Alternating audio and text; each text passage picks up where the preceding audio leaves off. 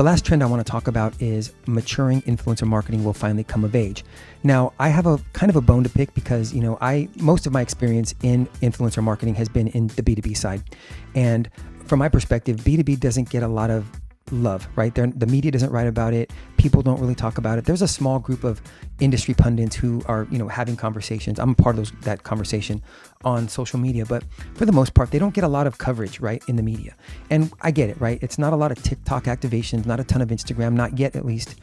And for consumer brands, their consumers are spending time in these channels. They are becoming influential in these channels. They are selling and buying products and talking about it in these channels.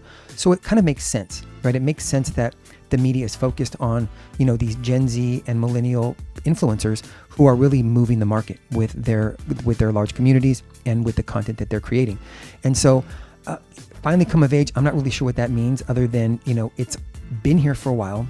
Companies are investing millions of dollars, not just consumer brands, but B2B companies are spending lots of money in figuring out, not just activating influencers, but researching influencers and trying to find out topically who are the most influential individuals that they can partner with. And so again, this is something that I think will mature. I talk a lot about the software that powers influencer marketing from an identification standpoint, campaign management.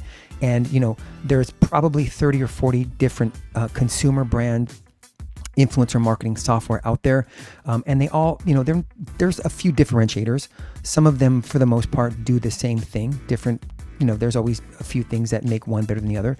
But on the technology side and the B2B side, there's really only one, and that's Analytica. And they're really innovating the space and integrating LinkedIn and building kind of a marketplace. So there's a lot of room for innovation. And I think 2022 may not be the year that will happen on the B2B side.